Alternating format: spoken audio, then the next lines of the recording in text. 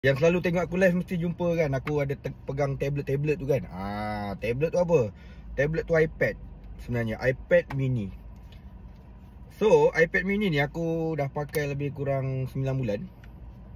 Aku sangat puas hati dengan iPad mini. Pada mulanya aku plan nak cari satu iPad.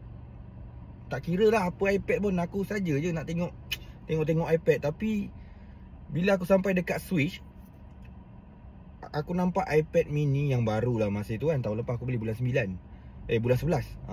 Dia keluar bulan 9 kan. iPad mini A17 Pro.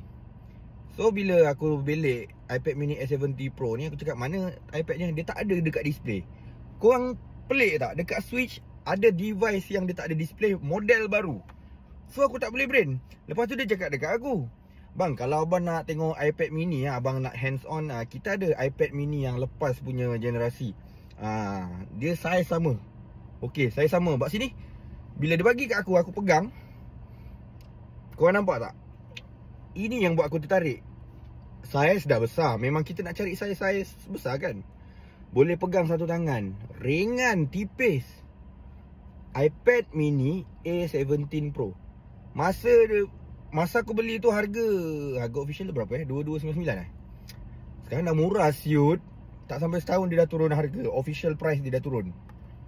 So kalau korang suka gaming, aku rasa ini antara satu iPad yang bagus untuk korang dapatkan.